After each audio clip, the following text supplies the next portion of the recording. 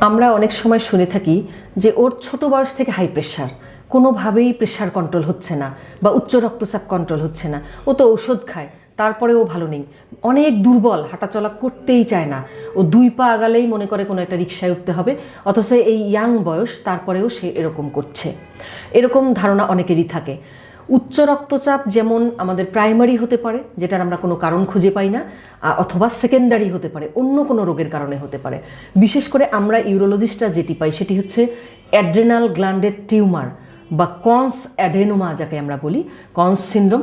সেক্ষেত্রে কিন্তু এরকম হয়, দেখা যায় ওই টিউমার যে হরমোন তৈরি করছে তার কারণে তার উচ্চ রক্তচাপ, যে কারণে আপনি অনেক ঔষধ হয়তো প্রয়োগ করছেন কিন্তু তার উচ্চ রক্তচাপ কোনোভাবে নিয়ন্ত্রণে আসছে না।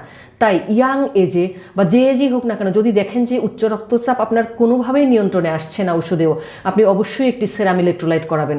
যদি সেই সঙ্গে দেখা যায় উচ্চ রক্তচাপ আছে, নিয়ন্ত্রণে আসছে না, রোগী দুর্বল অনুভব করে, পা চলে না তার হাঁটতে গেলেই বা এরকম অনুভব করে, আর সেই সাথে যদি পটাশিয়াম কম থাকে, তাহলে অবশ্যই চিন্তা করতে হবে যে অ্যাড্রেনাল গ্ল্যান্ডে কিছু আছে কি না, এবং সেটার জন্য পরীক্ষা নিরীক্ষা করতে হবে, ইউরোলজিস্টের শরণাপন্ন হতে হবে।